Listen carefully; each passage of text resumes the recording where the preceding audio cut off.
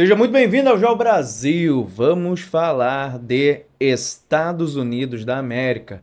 Isso porque ao longo dessa semana tivemos uma onda de manifestações e protestos nos Estados Unidos e protestos envolvendo universidades. E o tema do protesto foi a questão envolvendo Israel e Palestina. Essa onda de protestos que vem se desenvolvendo nos Estados Unidos ao longo dessa última semana, ela de fato teve uma característica de uma manifestação pró-Palestina. E aqui agora, nesse conteúdo, você que acompanha o Geo Brasil no YouTube, no Spotify, que acompanha aqui o Geo Brasil também na nossa playlist de podcast aqui no YouTube, esse conteúdo é direcionado para você.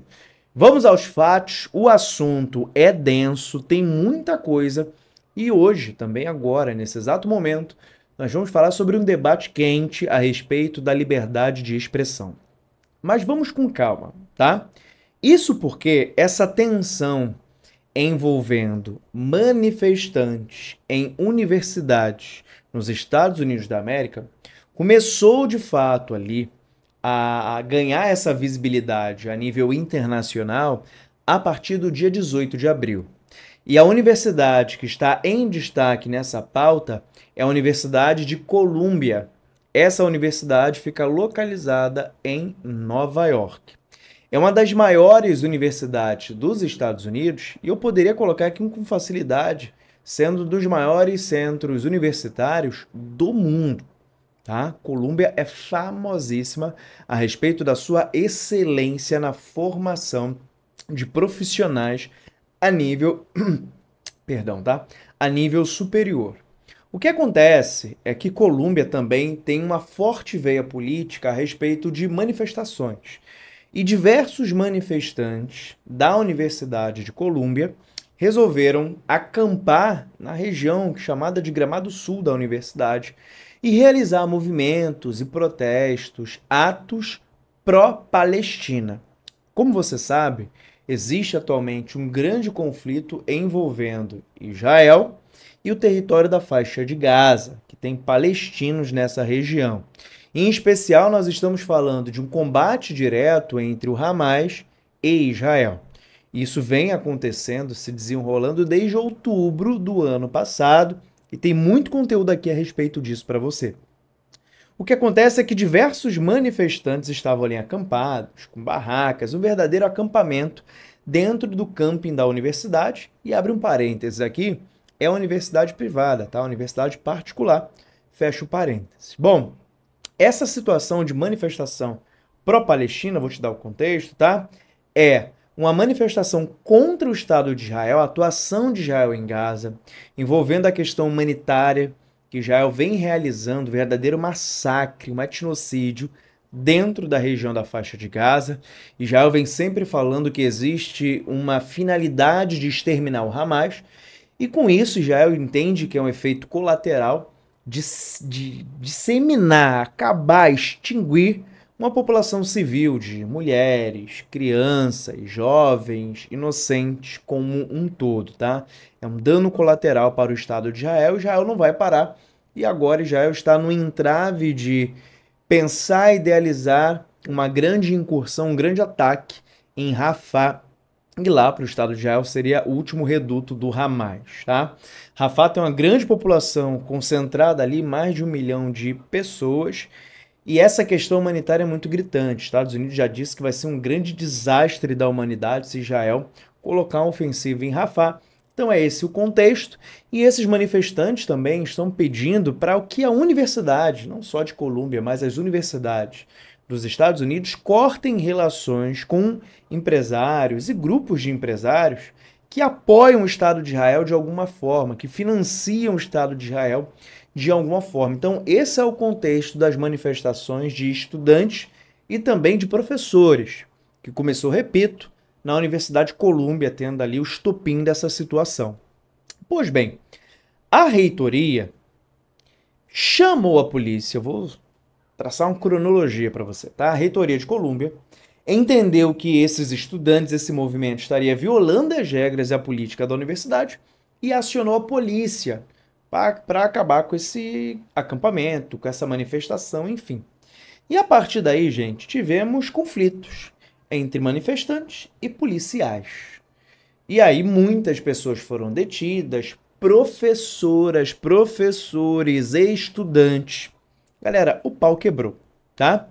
E muitos alunos da universidade e professores também, que têm aí alguma origem judaica ou vêm de alguma família judaica, estavam se sentindo ameaçados, acuados e com medo dessa manifestação, porque houve, sim, denúncia de que alguns manifestantes estavam tendo aí uma característica antissemita, tá? Anti o movimento, anti a etnia judaica, tá? Alguns coros foram ali profanados, falando que Israel não deveria existir, o povo judeu não deveria existir, o povo judeu deveria voltar para sua casa e por aí. O que eu posso afirmar para você é que, diante de muita investigação, muito estudo, a conclusão é que o movimento, gente, em sua maioria, é sim um movimento pró-Palestina, e até aí não tem problema algum. E sim, uma pequena parte, um pequeno grupo desses manifestantes se manifestaram de forma antissemita, sim. Mas esse pequeno movimento, ele não pode desconfigurar ou descaracterizar ou desprestigiar essa grande manifestação pró-Palestina, que é um movimento legítimo de liberdade de expressão. Não tem nenhum problema você se manifestar pró-Palestina ou pró-Israel. O problema é ter um discurso antissemita, um discurso que prega o fim da vida do outro porque o outro é judeu.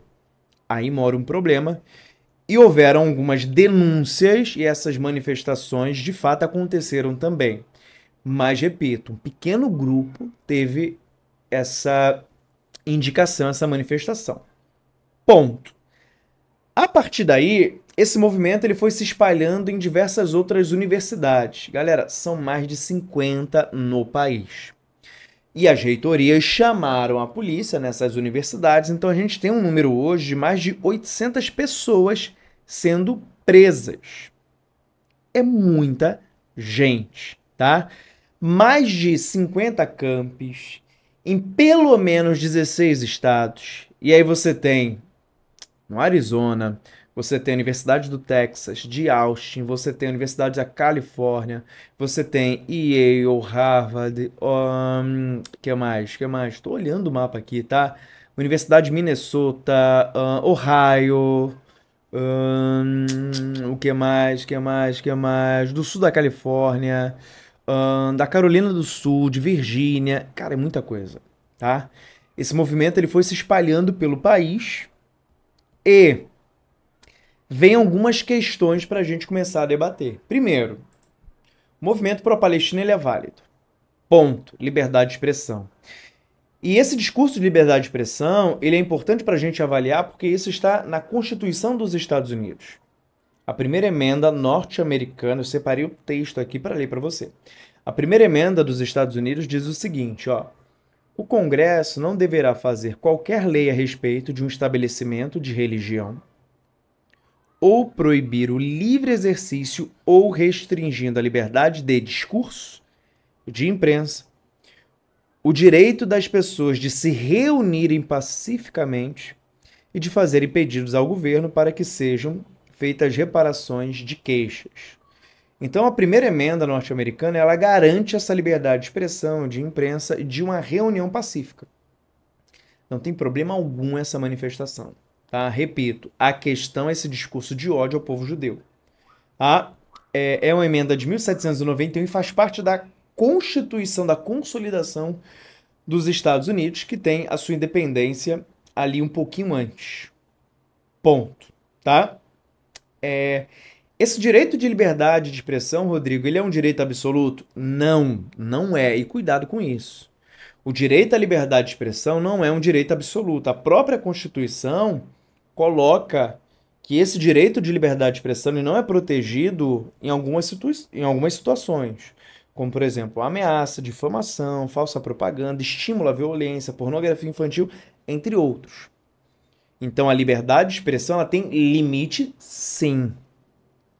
Ah, mas é minha liberdade de expressão desejar a morte do outro. Não, isso é discurso de ódio. Acabou aí a liberdade de expressão. Percebeu a diferença? Tá? Então, repito, é um movimento válido, sim, só que quando esse movimento, quando um grupo, ou quando alguém que está dentro do movimento aí tem também denúncias de pessoas infiltradas, quando esse movimento ele começa a profanar o antissemitismo, aí ele vai perdendo sua força. Só que aí a própria manifestação, os próprios líderes dessas manifestações começaram a fazer o quê? Ó, nós vamos fiscalizar para esse discurso não existir, ele não cabe aqui. A gente tem muito claro o que a gente quer, é um movimento pró-Palestina contra o ataque que Israel vem realizando dentro da faixa de Gaza, e nós queremos que as universidades acabem com a relação financeira, econômica, com os empresários que apoiam Israel no massacre realizado à Palestina. E aí vem outro ponto preocupante, principalmente para a reitoria, que é essas universidades recebem muita grana, doação de bilionários, de políticos, de ex-alunos, tá? Recebe muita grana. Aí a universidade romper uma relação de doação, na boa, gente, isso não vai acontecer, não. Não vai acontecer. Tá? Eu, universidade, vou recusar alguns milhões de dólares porque você, empresário, tem uma relação direta com o apoio a Israel nessa guerra. A universidade ela não vai dar esse passo atrás porque ela precisa muito desse dinheiro que entra, dessa doação que entra. Então a questão para ser resolvida de outra forma, porque isso lamento, tá? Não vai acontecer.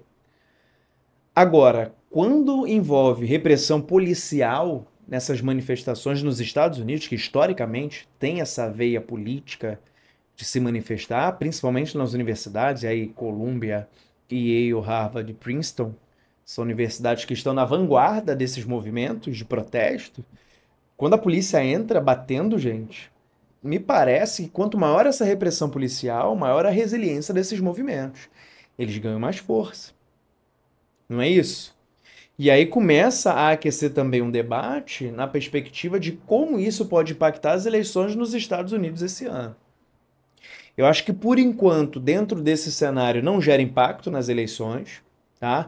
E quando a gente começa a pensar no público do Biden, é um público jovem universitário também. O Trump ele tem um público jovem, só que também tem um público um pouco mais velho, mais adulto, sem ser um público universitário, sem ser um público com diploma universitário. Então tem essa grande diferença entre o eleitorado do Trump e o eleitorado do Biden. É um outro ponto para a gente observar, tá? E dependendo do nível, da proporção que isso possa ganhar, principalmente agora ao longo do mês de maio, pode impactar ou não nas eleições, tá? Mas acredito que no nível que está nesse momento, não tem impacto no eleitorado do Biden, mas ele precisa ficar atento a essa questão. O discurso que ele vai falar, uma forma que ele vai usar para se posicionar, um debate que está muito quente, tá? E a gente começa o mês de maio com tudo. Tô aqui, dia do trabalho, trabalhador, tô trabalhando para você. 1º de maio, começando bem o nosso mês de maio. E logicamente, né, eu preciso também te falar algo muito importante nesse momento, que é eu estou concorrendo ao prêmio IBEST de influencer na área de educação e eu conto com seu voto. Você pode votar uma vez por dia, todo dia ao longo do mês de maio, e apenas os 10 primeiros irão passar para a próxima fase. Tá travando aqui. Legal? Conto muito com seu voto, o link está aqui. É só clicar e votar. Guarda esse link para você votar todo dia, uma vez por dia. Aproveite e segue o Instagram também, Geo Brasil, porque lá eu te lembro todo dia de me dar essa moral, votar em mim.